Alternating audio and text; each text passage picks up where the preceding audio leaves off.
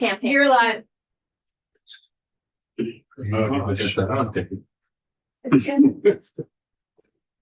live. This is Senate Transportation. We're going to resume our testimony. And we have the town manager from Colchester. And thank you for catching me with my mouth full, Megan. And we're very sorry that yesterday our schedule got so tight and we're happy to have you here today. Thank you. Thank you for having me back, Chair Westman, and just want to follow up yesterday.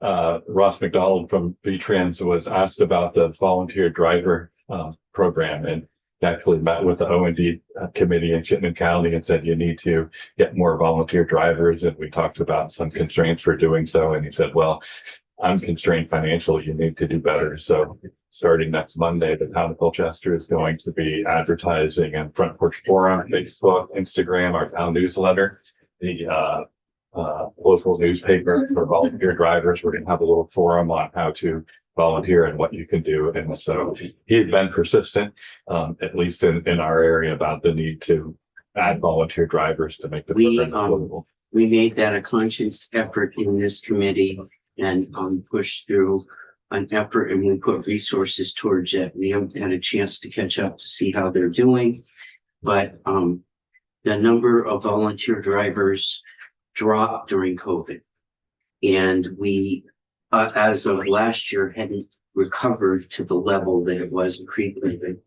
And certainly with all of the consolidation in healthcare, we're very concerned that we need to make sure that we do the best we can with transportation for people that have dialysis, for example, and make sure that people can get there. So it will be a continuing effort on this committee's part to push that issue along. Right, and we're with you. And we thank you for the advertising. All of those efforts together hopefully will be successful in getting more people. I think there's people out there that would like to do this. Absolutely. So, and it's a good way to extend the resources at a time of constraint. So again, Aaron Frank, Colchester Town Manager. I worked in public transit for about 20 years. One of my first jobs in that business was to get human service agencies in Durham, North Carolina to consolidate their trips with a single county run provider, much like VTrans had already been doing long before that time. But we had to go out to different agencies and offer them, hey, we'll pay for your capital costs or the transit agency, and we'll pay for some coordinating costs if you join in together. And of course, it is more economically efficient to do it in that coordinated manner. And we did have some luck. They didn't get the absolute control they had before. But again, just kind of emphasizing what the state has been doing for more than 30 years here in that coordinated human service transportation. It really lessens the burden on the Department of Human Service and the human service providers and the cities and towns that choose to take in the older adults and persons with disability program. So a little about this program. I won't overlap Mr. McDonald too much, but again, it's a program for people with disabilities and adults 60 or older. And it's a program that has an 80-20 federal state operating mix and a local 20% funding. Most states use this for buses only. A few of them use it for mobility management or administrative expenses.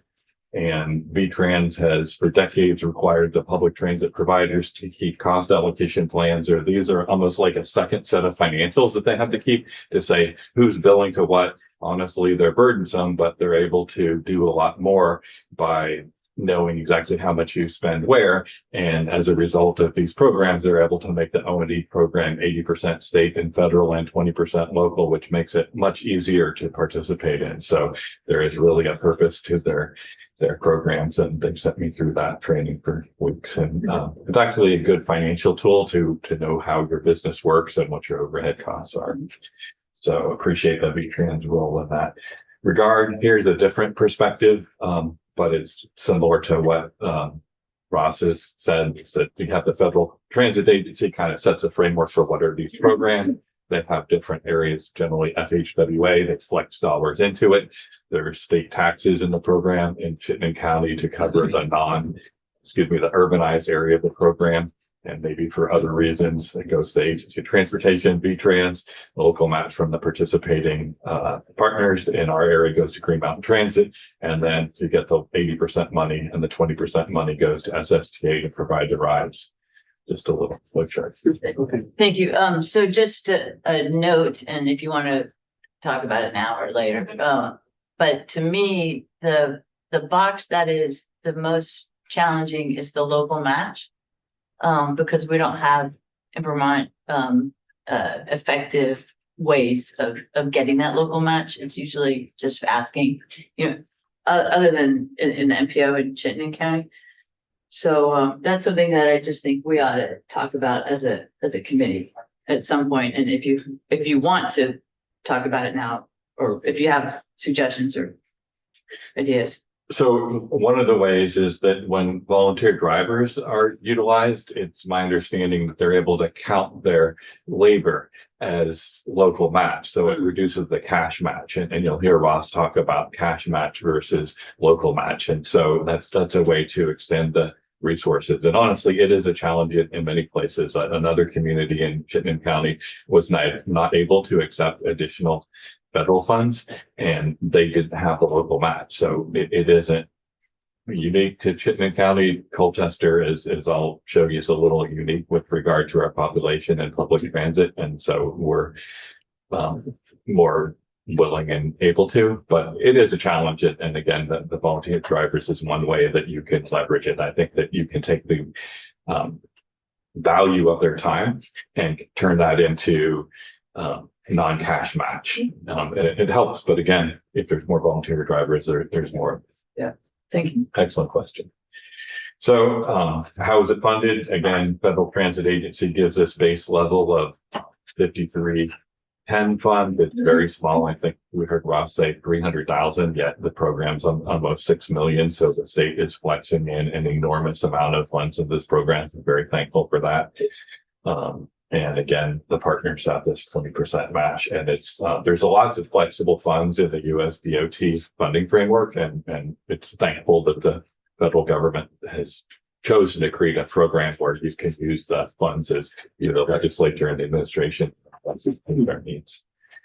So some things about Colchester. Here's a map of our community. You can see the big white area. That's the Outer Bay and the Inner Bay. We have the third highest population of any city or town or village in the state of Vermont. People don't always think of Colchester in that regard. We're the 13th highest, largest community in land mass at 247. And our population is kind of focused in a few areas. There's Mountains Bay, there's some in the village, and then the Route 15 area. But you can see the areas, those are actually roads and little dots of residences. The point here is just to show we're spread out much like the rest of the state. And think of the bay like a mountain. You can't get through it. You can't get around it. You can take a boat in the summertime, but that's not how you get to parks and recreation, police, fire, rescue, public safety. And our geography is a challenge to the town. In fact, this corner up on the left, there used to be some more land. It was on the other side of the Lamoille River. We gave it to Winooski because some decades ago, we didn't want to have land on one side of the river, and they said, okay, fair enough. But anyway, there's also a point at the bottom missing. That's the city of Winooski, which in 1920 went to the legislature and against the town's wishes asked to be removed from the town. And of course, at the time they were drastically subsidizing, the village was subsidizing the farms and other economic interests in Colchester. So then the town was kind of left without an economic base and kind of developed in a spread out way. It's partly due to our geography, but we did have an urban core that folks don't always recognize. And especially when we talk about transportation, it's important, as you know, it's easier and more effective to deliver public transit when there's an urban core. So Colchester is not predominantly urban. This darker color shows the urbanized area of Chittenden County. I know there's a belief. I've lived in other counties in Vermont, and people think, oh, all of Chittenden County is urban, but most of Chittenden County is not. Most of Colchester is not.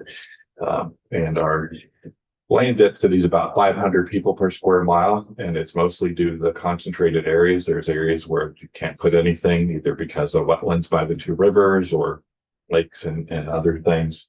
But you might think of Colchester being a little bit more like the state as a whole, with 70 people per square mile, than Winooski, Essex, and South Burlington with 1,200 to 5,000 people. So, we have areas that are urban, and we do have public transit on the Route 15 corridor, but it's lots of other areas of town that are different. So here's another perspective: is Colchester is not a member of Green Mountain Transit, but we have an agreement to contribute the exact amounts that a member would contribute on the same basis as membership. And in fact, we in entering into this agreement, paid them back for all past capital investments that would have ever been made had Colchester been a member. And part of the thinking here is we're in the middle. And so the route between Burlington, Winooski, Colchester, Essex town, and the city of Essex Junction is never going to change. So having a board member on that route and just being one in the middle, we're not going to get any kind of change to the route. And the same thing with the route that goes up to Milton. So it's more of like, hey, we're happy to contribute on the same basis of a member. So what this chart does is it takes the total amount of Green Mountain Transit's budget. It's about 22 million, 23% of it. You're just talking about local matches funded by the local municipality. So it's a little bit higher than the O&D program. And then we looked at how much in hours of service is provided in each one of the cities and towns, and then divided that by the community population. And so it's not really a function of how much Colchester is willing to pay. It's where public transit would be effective in Colchester. And you all have no doubt heard this from Ross before, is fixed routes are more effective in highly concentrated areas. So you can see here, Milton is a little bit more rural than Colchester. It's away from the urban core. They have $13 per community population in service provided by Green Mountain Transit. The town of Essex, that would be the town outside the city, which is now separated at 24. And again, they're lower density. And Colchester is the third lowest in value of Green Mountain Transit service per population. And again, we have a pretty high population, but not a large amount of service. Next, we also kind of want to look at, we're the third highest in the state in population, but even amongst the 9 communities in Chittenden County that receive fixed route bus service, we're the third lowest in bus hours. And bus hours is a good way to calculate, hey, what's the value of our service? So big contrast between those. And, you can think about, okay, we can get a lot of fixed route service. That means other programs like O&D are extremely important to us because we do have transportation needs. And as the third largest community, a lot of that is met through things other than fixed route. Next, Ross shared this yesterday, but these are the statewide eligibility, and they're broad because the vision of this program from the federal government is that human service agencies can provide any one of these kind of trip types as they see fit. And, the state DOTs can then offer a program, and then the local, or in some cases state or county human service agencies can say, okay, we're an agency that specializes in vocational rehab or in wellness and something like that. So the trip purposes in the state rules are purposely very broad. Go ahead. So vocational, those are trips that employers would appreciate, I would think. Have you had conversations? Because we have, but it's really tough to have employers contribute when it's not mandated. Is that the conversation that is happening? So vocational trips they can be trips to ongoing employment. They could be trips to job training or trips to interview. That we have 9 folks that are using the O&D program for ongoing employment. And the town provides the local match, and the town is happy to provide the local match for that. So we don't really have a local match challenge with it. We have been working with Ross, and we'll be talking to the vocational rehab folks to see if they have any ways. I'm not certain that they have ongoing operating expenses they might talk to the employers, but when the folks came to the Colchester Select Board meeting, it seemed like people are very happy with the jobs they have. Yeah. And so we don't want to have them change jobs, and they're folks that might have some challenges there. And so like with anybody, if they have a good job that they like and the employer's happy with them, you want to keep that in place. Oh, And so, totally. but there is, so we're trying to work Yeah. with this, vocational rehab is now called hireability, and we're going to talk to them. Do you have any ways to do these things? But if the employer wanted to, they could. So far, they haven't had, but I'd say a bigger challenge is the funding pool allotted to this program is very limited. And so, you know, it's more than just the 20% local match. It's probably the 80% state and federal share. But we're going to have those conversations. We're going to see, do they know of anybody who might be able to give a carpool?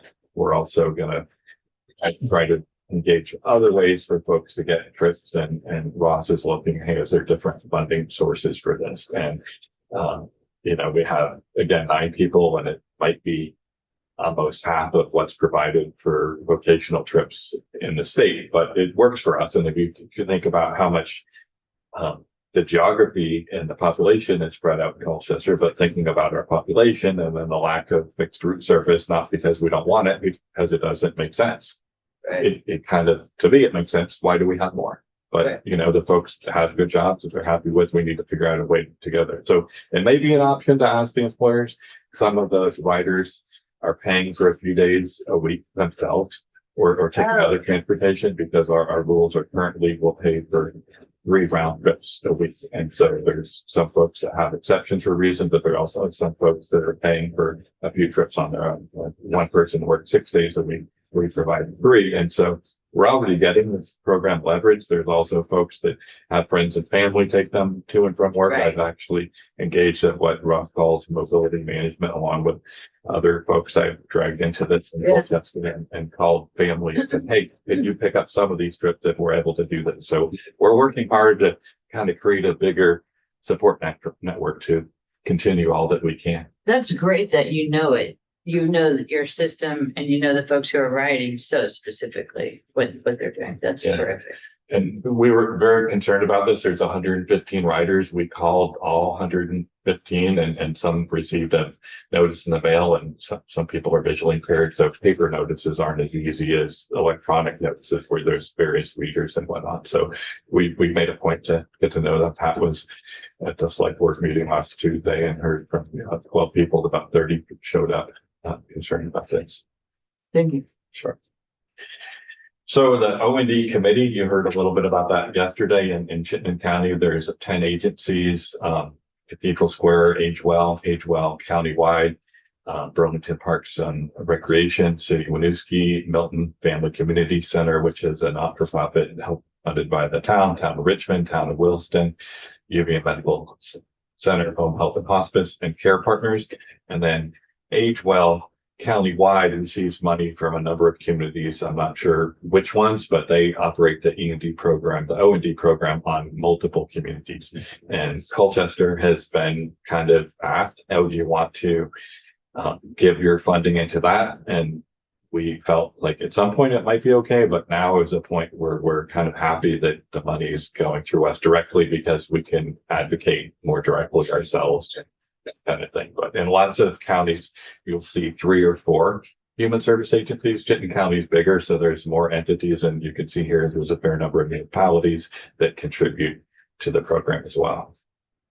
So there's really 2 purposes of the committee. It does meet up to 4 times a year, but there's really 2 things that are important: is what trips do they allow, and how often do they allow trips, and how to split up the money.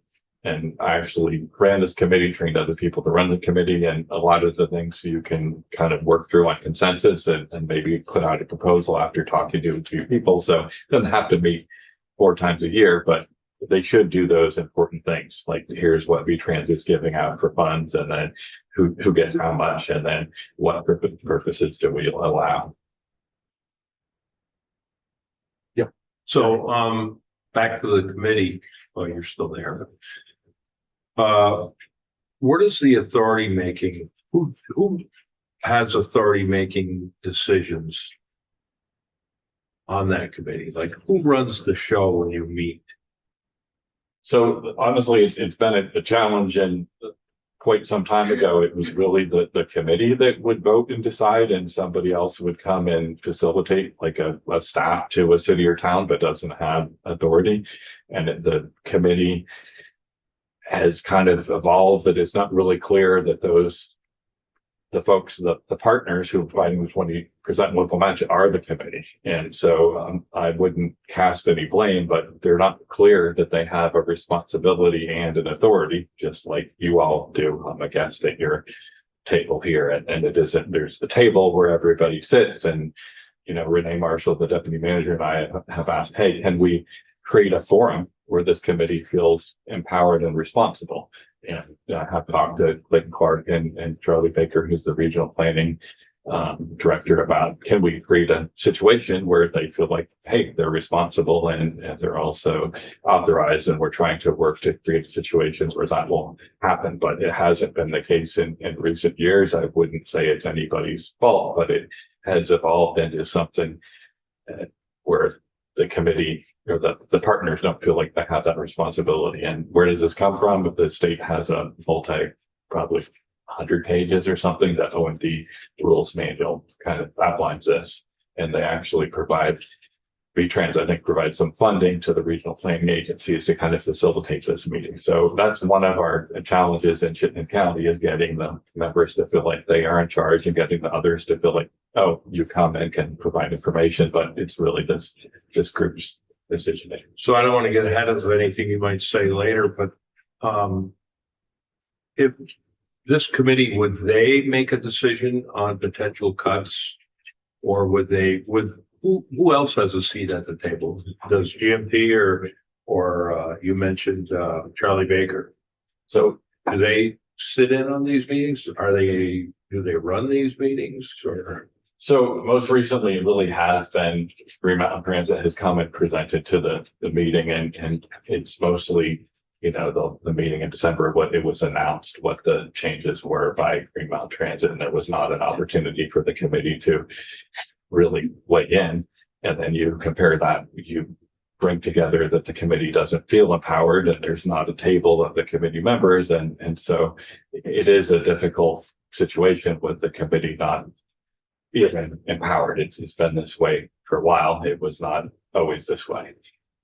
So it's an advisory committee that doesn't advise, apparently. And I would say the ability yeah, to advise. it's my understanding they're not advisory on the two topics of splitting up the state and federal funding, and then what kind of trips are allowed. So my belief is they're not an advisory committee. They have authority over those two matters. Okay. And then, you know, they should receive input from VTrans and from in our case, the service provider is SSTA, which is different than the transit agency with whom we have agreements. But it's been very much recently, oh, we're just providing this information. And I'll be honest, the Colchester deputy manager has been assigned to go to these meetings, but there is not opportunity for input. So she reads the minutes, and she has lots of meetings to go to, and we're hoping to change that, and maybe it'll be worthwhile to come to the meetings. But if you were told you didn't have decision-making authority here and you had to do it. Rather dysfunctional, if you Yeah. ask me. Can I follow up on it? Yeah, You get your- well, I'm done. So Yeah. I believe, I thought that the committees like that they get that authority from the federal regulations. Passed down through the state, Right, and is my understanding. Is that, and that's the way, like, I used to run the committees, trained other people to run them, and those were the two things the committee had to do every Yeah. year. And if everything was copacetic, there might be a couple of agencies where there wasn't enough money, and you kind of said, oh, can you share a little bit with you? We want to split it even, you want to have a discussion, and you could send out an email and say, we've reached this consensus, can half of you respond by email, and then we don't need to meet because they're busy. But it's evolved into really no decision-making authority of the committee on those two things. And okay, you might only need to meet once a year, but right now it's evolved into where that isn't the case. I will say that I discussed this with Clayton and Charlie, and both of them support bringing the committee to a position where it has this authority, but it hasn't recently. In fact, last night we talked about this with regional planning. I actually met with Ross and regional planning in early January about doing this, and it's part of the challenge. Yes, and when I said the other day that there was a committee I was having trouble finding, that's that committee in my area. Because I was familiar in another state of that authority, because there needs to be some local representation so that you know what's happening on the ground, that informs how we do these, how we provide these services. Yes. Okay. So it's because I always think, oh, Chittenden County, they must be doing it all right. And I wouldn't, I want to be clear, it's not any, I'm not even sure anybody involved today was responsible for however this change happens. I do know that Yeah. VTrans said we want for CCRPC to start facilitating it, but it just didn't come together. And most other parts of the state, there's only 2 or 3 partners, and getting them to agree, and it's easier. I understand, and I don't mean to be criticizing. I just want to look forward to a system that meets our needs. Absolutely, yeah. So here is the trip purpose parameters, and you don't have to read them all, but you can see they're different by agency, and that goes back to the vision of this program from the federal government. Is how do you get all these human service agencies to agree to pool their rides, pool their capital, pool their human capital in delivering the trips? You give them broad freedoms about what their trip parameters are. So they're very different by agency based on the needs and goals of those particular agencies. So this kind of flows up to Ross shows you, oh, there's this giant list, anything human service related, even transportation for people with disabilities could be considered a human service. And that's within the Fed parameters as altered by the state. So here are the current Colchester trip purposes that are allowed until February 23rd, when a change is proposed.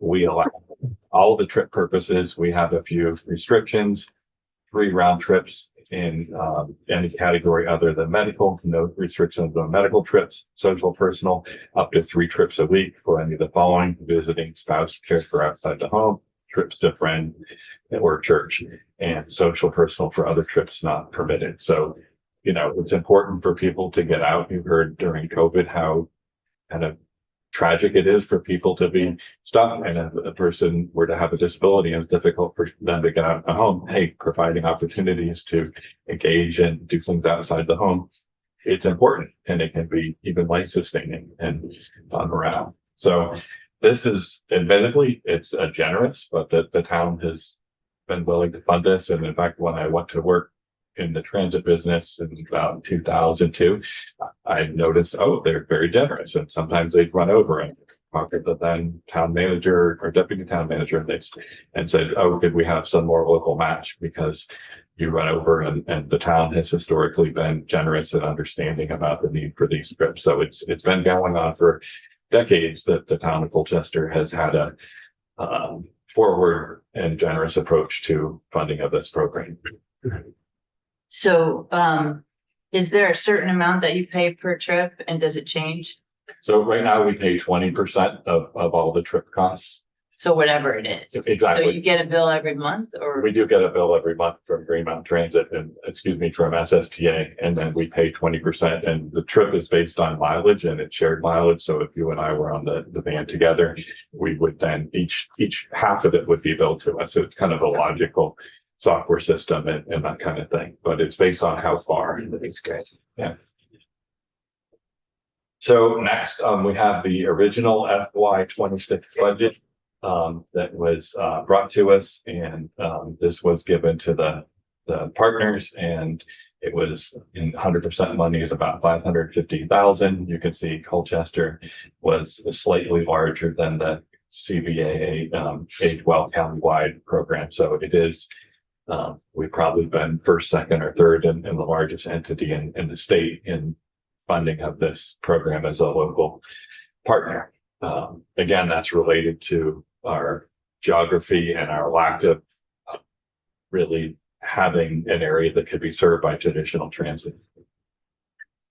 So recent events, in FY 26, the regional transit provider received about $1 million in state provided federal funding.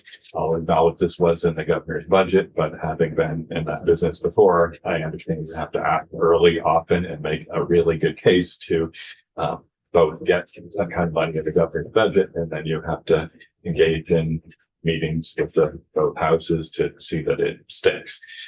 At the same time, there were increasing needs in the Chittenden County O&D program. And it turned out in FY 25 that the O&D program, I think the budget was about the same, about $550,000, was over budget by about $170,000. And there was no specific request for O&D funds or added O&D funds last year, despite a growing need. And then O&D funding was reduced statewide by $300,000. You saw how VTrans was able to kind of shuffle some money around and move from other places.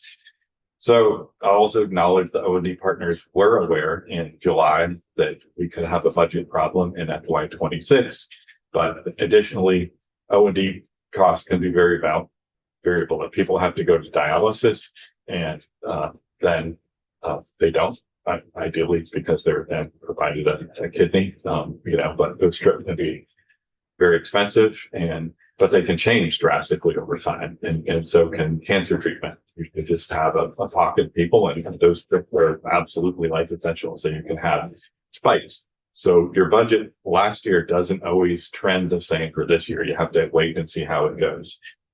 So another thing that happens is both in each county, money can be moved amongst the different partners via the transit providers. And so that's what you try to do first if you're over budget. And the second thing that you do is you heard Ross admit that he keeps some money back to help out with overage. And I think that's a wise management decision, but he can also move money between and amongst the regions, because not just on the local level, but on the regional level, the needs can change. And again, they kind of run a dynamic program, moving the money back and forth. So in December 2025, Green Mountain Transit identified the spending trends would be exhausted as early as January. So doubling your budget, that's probably going to be too much to do anything with, other than look at how can we reduce.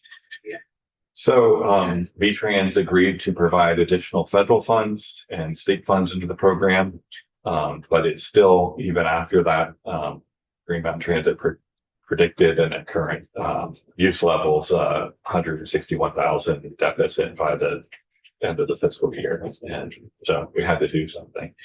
So at this O&D partner money meeting, we did not have any advanced materials or advance notice. This Green Mountain Transit showed up and did a PowerPoint and explained that they were restricting the trip types and the number of trips. And then they said they would mail letters to the riders. Where? You said they showed up? They attended this O&D meeting, and then they kind of announced this is what was happening. It was not a vote of the committee, and the committee wasn't. We could have said something, but when you provided information that drastic, it takes a while to process it and think, how do we do anything about this? So it was definitely more of an announcement. And then they sent us a written communication about 10 minutes after the meeting was done. So to me, that it was written already. It wasn't just a follow-up to the meeting. I do realize they were trying to respond to a fiscal challenge, but they also mailed letters to the riders on the 17th of December, about 7 days after the meeting. Some riders did not receive the letters by February 2nd, and probably in your communities, as in Colchester, we are sometimes told the mail can take weeks. And so if you combine that with the holidays, I'm not surprised that some people did not receive the letters by Friday the 2nd. But riders contacted the Colchester Town Manager's office and said, we're having our rides canceled for next Monday. Their trips to work, their trips to crucial things. Can you do anything to help us? Can you please help us? Some folks said they called Green Mountain Transit, weren't able to get through. I called, eventually got an email through and said, hey, can you give us another week? This is just too quick. And so had to advocate some more. Ultimately, that was granted, and I do appreciate that. So hey, we got a little pause, and we heard from more people that how can we possibly upend our lives, our jobs, and even a week. We appreciate that, but it's too much too soon. Can you do anything? So again, we advocated. I called directly some Green Mountain Transit board members. Other communities may have done the same, but then we got the trip, the implementation of the change trips pushed out until February 2nd. So a month's notice. And in the municipal business, if we change planning rules or anything, there's the planning commission has to hold hearings, and that might take 45 days, and then they have to give it to the select board, and that might take another 40 days. So it's a long time before you can make changes. Yeah, something similar. I do. I'm just looking for the nod. And I just want to add for the committee, that, the town manager wasn't the only one getting the phone calls. As soon as this started to happen, my phone started ringing too, so I had to brush up real quick on my O&D, knowledge and did attend the meeting on Tuesday, a week ago now, I think. And there were 30 people there. If you watch the, testimony, it was kind of heart wrenching, for to listen to some of the stories. Yeah, well, it's I really, mean, this is for vocational rides. We had a couple of people testify that were blind and still working. So, yeah. It wasn't just unique to the town manager. It's a growing issue out of Colchester. People are well aware of it at this point.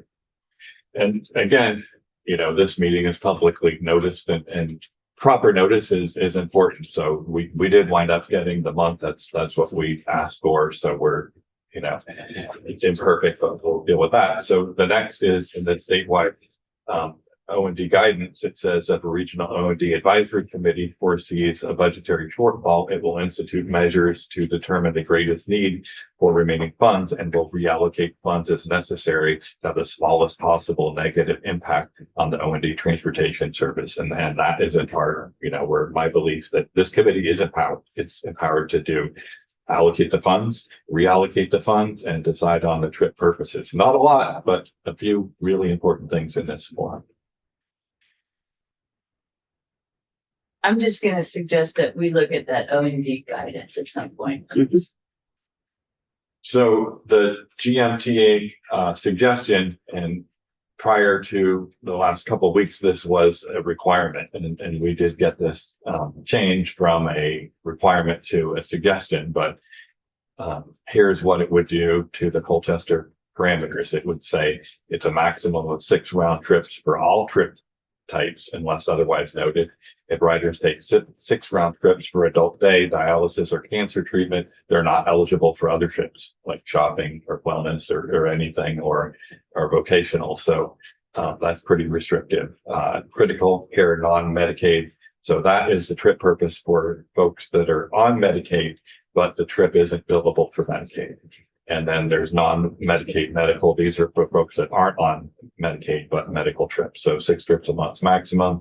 Senior males, 6 trips a month maximum. Adult day remains unlimited, but there's no more wellness. And one of the folks that testified said they had 2-day-a-week physical therapy. It was a person in their 90s, but then was supposed to go to group exercise 2 days a week. It might be safer for them to do this as a group, but it's also could be social and sustaining in that way. So that trip wouldn't be allowed. Shopping. In the 6 trips a month, doesn't matter whether it's meals or shopping, it's just the same. Right. This is originally it was a mandate. Now it's a suggestion. So these are the new rules, but vocational is no longer allowed. And then social personal is no longer allowed. And again, we want to keep those 9 folks getting to their jobs. And I did contact the select board when this first came up, and they said, you and Renee need to do everything you can. We worked on it over the weekends, have been continuing to do so, and taking calls, working on it, just trying to resolve it. But these would be the changes if we adopted the mandate, which is now a suggestion. So again, Colchester does not believe that accepting the mandate, at least on Colchester's part, would establish the state guidance, which is to have the smallest possible negative impact on the O&D transportation services. And this differs for all of the human service and cities and towns that are providing trips, because they're providing trips for different reasons. So Colchester is willing to engage in mobility management. So that's phone calls and trying to get people to carpool and friends. And I've jumped back into the transportation stuff and, got other staff to do the same thing. And, we don't think we don't think all the restrictions make sense. So Green Mountain Transit granted the request to allow us to do something differently, but they also said, for the partners that agree to follow the suggestion, they'll be held harmless for cost overruns. And I don't know that it's legally wrong, but I don't think it's fair to treat folks differently when we're trying to do something. There's federal and state funds in it primarily. And so we think we should be treated with parity. And if everyone else is held harmless, if they agree to follow the now suggestion, it doesn't feel right. So we don't think that that's completely fair. And it is a difference that we have with. Who are the partners again? Those aren't the agencies. They are the agents. Oh, they are the agent. Right. All has, okay. Right. Yeah. Okay. And, honestly, the town of Colchester is better poised with knowledge of, we get our own direct federal grants and have our own relationship with VTrans and others about some of these things, that we might be in a better position to, be in a discussion about this. Other partners might benefit from what we're doing. But Kind of going around the committee, what you're saying. well, so we're gonna participate in the committee, but it's a mandate now, suggestion that's being explained to us by Green Mountain Transit that, hey, if you want to be absolved from cost overruns, and if you're a city or a town or a human service agency that doesn't have a lot of extra money, it's a real big benefit to be absolved for cost overruns. Mhm. And so we'll be having a same discussion at the committee. They might meet on the 29th, but they probably won't meet again for a quarter. And everything really has to be lined up for things to work with the committee. It's not like a city council or select board who's going to say, oh, we're going to meet about this. You kind of have to do the best you can and move along. So Go ahead. just have a question on that. So if it's not a mandate and it's now a suggestion, and they're going to cover the cost overruns for people who follow the suggestions, and if Colchester doesn't follow these suggestions to a T, and they're not going to cover the cost overruns, then it's a mandate to me. It's not a suggestion anymore if they're not going to cover our cost overruns. So I'm a little confused by that. And maybe that's not a question for you, but it is a question I have. And, is it, I don't know the legalities. It doesn't feel right, because with state and federal funds, they should be administered in a similar manner to the partners. And we'd like to benefit from held harmless for cost overruns. And, I've talked to the select board, and we're probably going to have an item to ask for significant additional local funds to cover the 9 work trips, but we'd like to have overage covered on those, but we'd also like some additional social personal trips. And the latest conversation that I had with Green Mountain Transit was they were willing to let us fold. I think if we agree to give up to 44,000, which is more than double what we budgeted for this program to cover the 9 work trips, they might consider those within the cost, the held harmless, but not the social personals. And I explained, hey, we can't go from 3 a week. The least we could take is 1 a week, and we were offered 1 a month, and that's just not enough. If you think about this as the only, and I could go back to the select board about the town funding a portion of that, but hey, we've agreed to, it's going to be up to the select board, but they care about this. They heard what Pat heard. And so we're agreeing to bring additional funds, but the absolution for overage that's available to the others, we think it should be available to us as well. Just thank you so much for being, I'm just looking at time. And I don't want to,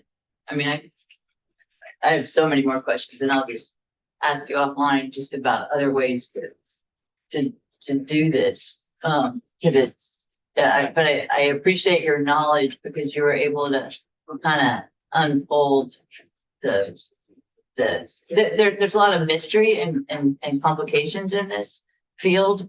And, I'm glad that the committee is seeing how complicated it is because it's very hard. for Talk to me towns. about this too, you know. Yeah, but it's really Thank you. good. So let's keep going. So this is just a point, and we run into this as an employer of employees. So for every 100 open jobs, there's only 60 people. So we have 9 people Yeah. that have good jobs that they like and they want to continue. Let's figure out how to do that. Absolutely. And so, but this is a challenge in our state. So we've got 9 good matches. Let's leave it there. But this is a big problem in our state. And here's a tiny piece that we can solve. Yeah, I just want to make a comment there is just use economic development money. We're able to, no, seriously, no, there is economic development money. There, it's around to help, people get to work. It's done in other places. And again, it's not rocket science. It's done. So we can just think about that for the future. Yeah, I don't know Yeah, I get when you're talking. There, I mean, we can, this is a longer conversation. But there are economic development funds. It's There are definitely an economic development agencies. program that should be funded, but I don't know where the money is now, but we should figure it out. Yeah, there's. And there used to be a federal program called the Job Access and Reverse Commute Program. And it's my understanding from Ross and doing a little reading that that's not the Job Access Recovery Program, and it only gives 10 trips. So, and it's more geared towards people in substance use recovery than folks, other folks. So I don't know, Ross might know if that money could be used for this as well, but it's changed pretty drastically. And that program was federal transit scheme. I actually think they said it doesn't need to be a separate program, and they gave the money to Urban 5307 program. So they might have just said, okay, we're taking this pot, we're putting this into regular urban transit money. But Ross would know whether that is a potential source within the transit program that might be available. Great.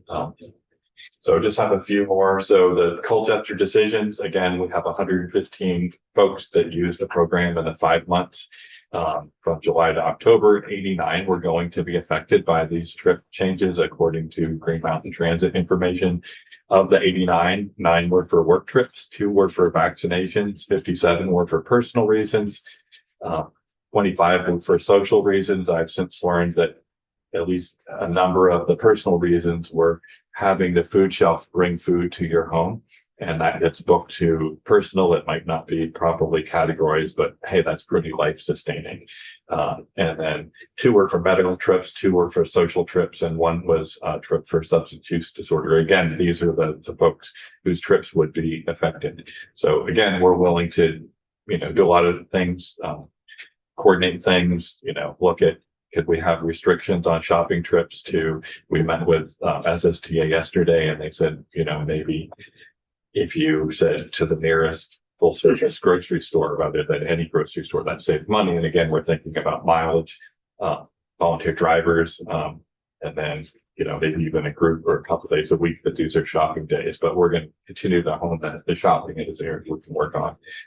So again, if we go it alone, we're at financial risk for overage, and we'd like to get in a position where we're put in the same bucket as everybody, especially considering that we're willing to add additional money. We also learned that Milton declined the additional federal funding, and we said, hey, could we have that funding share? And then we could match it, and maybe that would pay for the social personal trips that are now no longer allowed. So again, just a little more context. The blue route is the route between Burlington, Winooski, Colchester, Essex, and Essex, the city of Essex. It's like in the top 3 riderships and productivity in the state is about $5 a one-way trip. So Colchester funds a local match to that, and the ADA service that goes along with it, but that's only within 3/4 miles of it. But again, it's the Route 15 corridor. Something else about that corridor, though, is the town receives very little tax revenue, even though it's a 2-lane road with all the utilities that you could ever want. it's the federal government and not-for-profits and a college. So, hey, it's a great place. It certainly has employment, but it doesn't generate tax revenue. So the green is the Franklin County commuter. It goes from Burlington, Winooski, Colchester, Milton, and then up to St. Albans. Colchester and Milton paid for the local match on that route. It's roughly 32 for one-way trip and cheaper than an Uber. But if you look at, hey, what's the cost of doing things? A Prius is about $300 a month, and a Prius would be $66 per one-way trip. And people could use it for other things and 56 miles a gallon. And then an OND trip is 53 on average in Colchester. And, you know, we're in a time of scarcity, and you all have to decide how to allocate resources. And, you know, there's folks that can't physically drive on their own in the OD program. A lot of the folks in other routes have some poor choices, at least physically. So there's something to leave you with. And then here is some information that Ross presents these every year, but they're the public transit routes.